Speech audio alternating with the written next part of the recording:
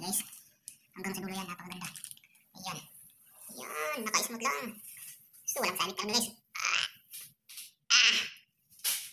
Hanggang sa dulo. So what's up guys? So kung di ka pa nakatry guys, i-try mo na.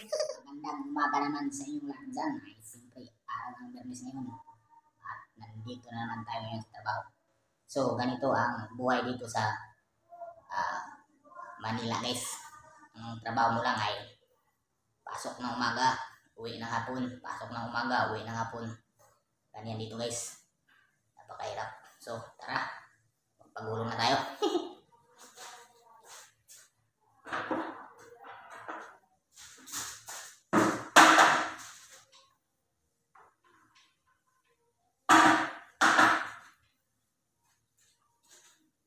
So, ang gagawin natin guys, yung matinis na yan, hindi yung pangit kasi yung may lugo-lugo pa. Inspatan ko yan, tapos na-primer ko na flat na may kulay.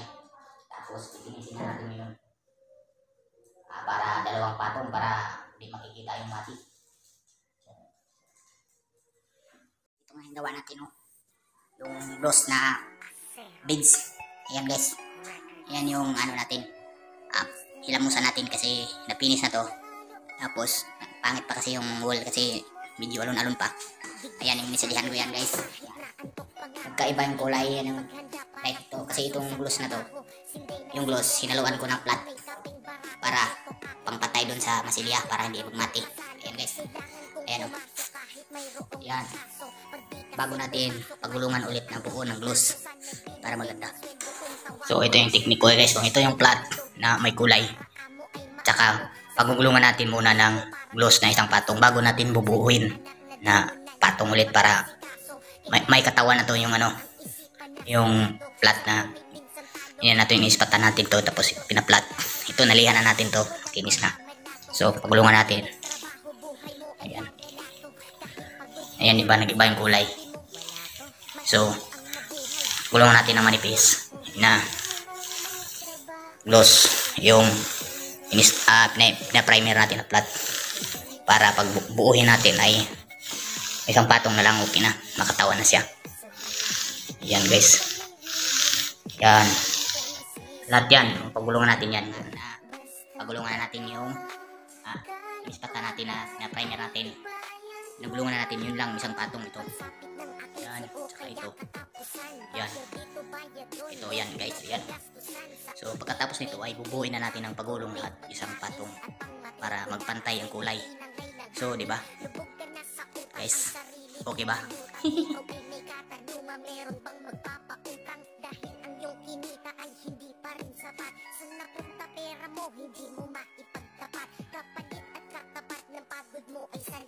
Oras mo sa iyong sarili, konti lang ang lalabi. Kailangan magtrabaho para mabuhay ka. Para mabuhay ka, kailangan magtrabaho pa. Pero pagod ka na, gusto mo nang sumuko, diba? Pero di magawa, inaasahan ka nila. Kaya kahit di mo na kaya, ay pinipilit mo. Dahil anong pamilya ang iniisip mo. Kailangan magtrabaho upang mabuhay sa mundo. Kung di ka magsisikap, paano aayos ang mundo sa buhay mo? Pamilya mo, tagumpay masisilayan mo. Basta ba kalooban ay tibayan mo. Gigising, trabaho, matutulog at gigising. Trabaho, matutulog, kung ito ay iisipin. Paulit-ulit lang para bang wala ng kulay. Palaging ganito, ano ang punto ng iyong buhay? Sa sweldo, babayad, sa sweldo natin ay siyempre kukulayan din natin yun para maganda yung baseball. Ayan. Pag pinakakanto sa baseball, kailangan matuwid.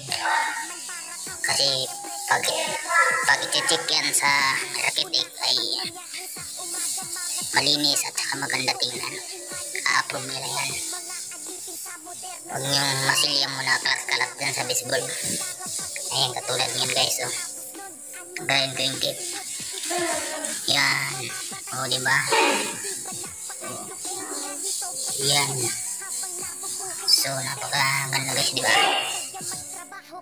Yan. Balik natin. So, di ba guys, hanggang dulo yan. Oh. Ilagyan rin ng tape yan para maganda, matuwid ang pagkamasila. So, ito na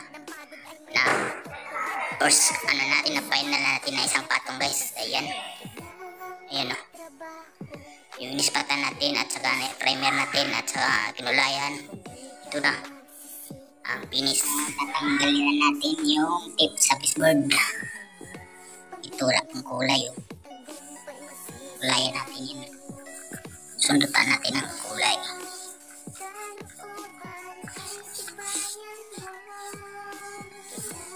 Yan. Tapos, tatanggalin natin. Yan.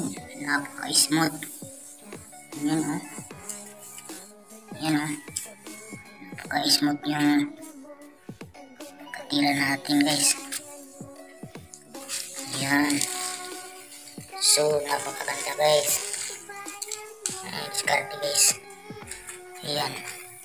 Kasi itong baseboard na to ay lang to, plastic baseboard, hindi talaga pintura na pintura, plastic to, kaya may siwang siya.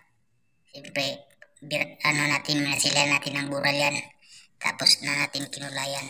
Yan. Ayan guys, hanggang sa dulo yan, napakaganda. Ayan. Yan, naka-smooth lang. So, walang sabit talaga guys.